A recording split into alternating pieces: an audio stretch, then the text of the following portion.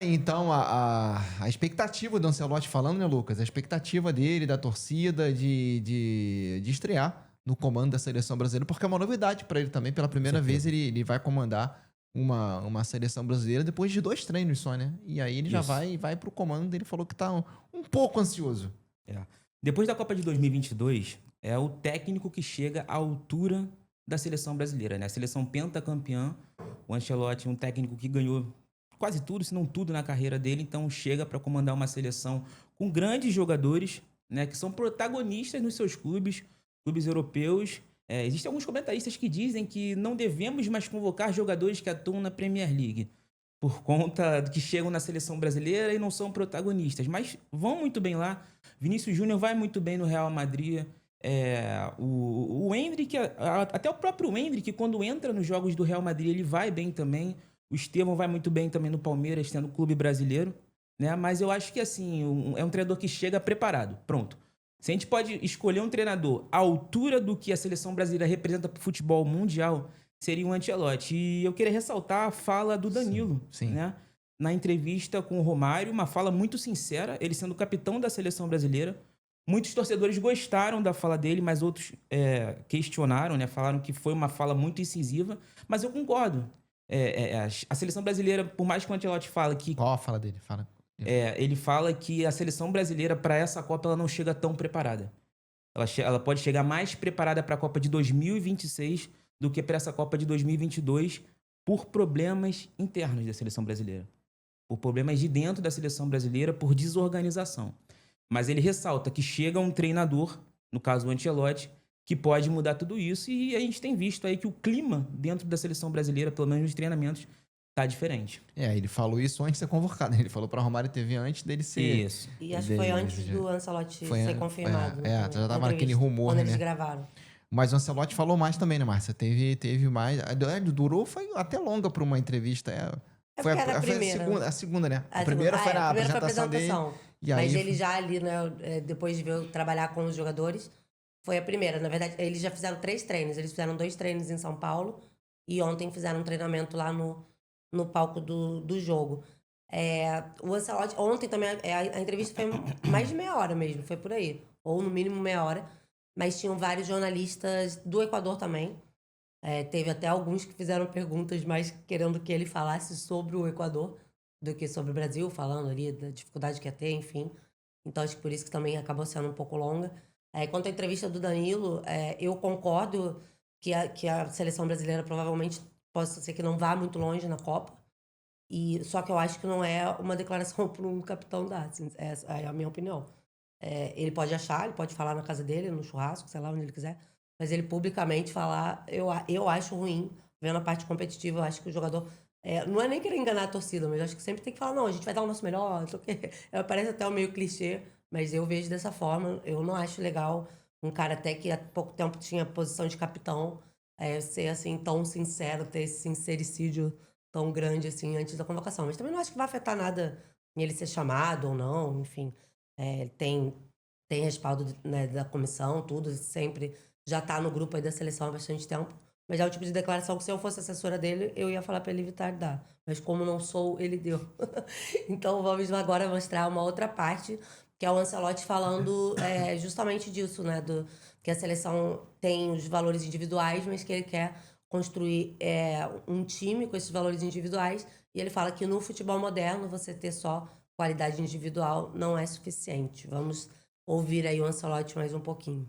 Lo tengo muy claro. Creo que hay que construir un equipo que sea formado de jugadores que mejor calidad tienen y mejor es, pero creo que la calidad individual de cada uno tiene que meterla junto para construir un equipo. Creo que Ecuador es un ejemplo muy claro de esto, como puede ser otros equipos que han tenido éxito, que solo la calidad individual en el fútbol moderno no es suficiente. Hay que incorporar a la calidad individual todo lo que decimos siempre, el sacrificio, el compromiso, la actitud. Creo que el jugador brasileño tiene una suerte en este sentido porque creo que la camiseta de Brasil pesa mucho, Y creo que tiene que ser un gran orgullo para ellos meterla, porque la pusieron y la metieron los mejores futbolistas del mundo, y sobre todo el mejor de todo, que ha sido Pelé.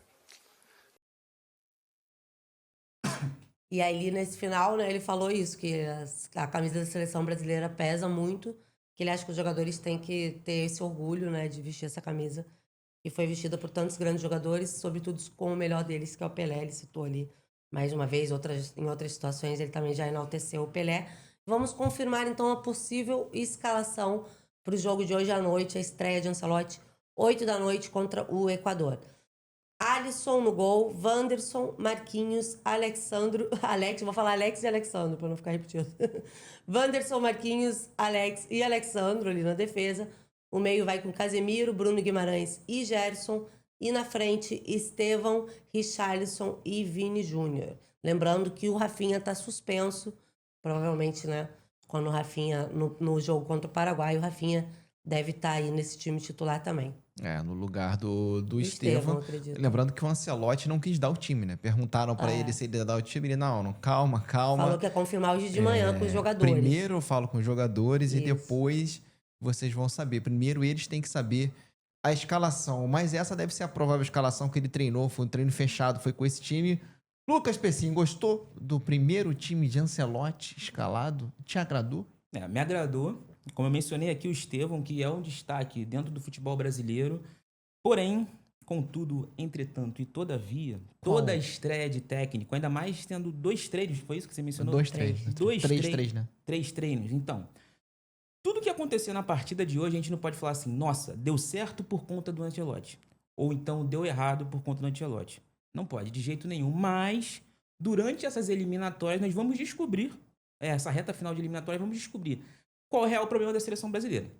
Se são os jogadores, que na minha visão não é esse o problema, ou se realmente era o técnico. Os técnicos que a CBF trouxe depois da Copa de 2022, muito questionável. Então, a gente vai ter aí uma amostra do que essa seleção pode ter com esses 3 treinos do Ancelotti, mas a galera não pode também tirar conclusões precipitadas depois da partida de hoje, independente do resultado. Ele vai ter que acostumar, porque a seleção é assim, 3 treininhos e vamos pro jogo. Mas gostou dessa possível escalação, Márcio?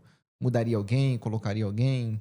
Ou não? É isso mesmo e vamos Eu embora. gostei. Na verdade, eu tô curiosa para ver como que o Richarlison vai voltar aí para a seleção, né? Ele tá quase 2 anos sem ser convocado. Eu achei que ele começaria no banco, mas é até o que a gente falou no programa de ontem, que o Ancelotti tem uma confiança nele ali. Eu acho que é mais ou menos isso mesmo. Ele não fez tantas alterações também, né? Se você for ver do que vinha sendo chamado. E acho que o meio ali com o Casemiro vai trazer talvez uma experiência ali, né? Uma firmeza melhor para esse meio campo, que a gente acabou tendo problema. E contra a Argentina, na verdade, né, deu tudo errado, óbvio. Mas a gente estava sem os 2, né, titulares. A gente estava sem o Gerson e sem o Bruno Guimarães. Então acabou dando mais... Foi mais complicado do que a gente esperava. Eu acredito que vai ser um jogo difícil e justamente até pelo que ele falou na coletiva ali, né? Do time ter um time mesmo, né? Não só os talentos individuais.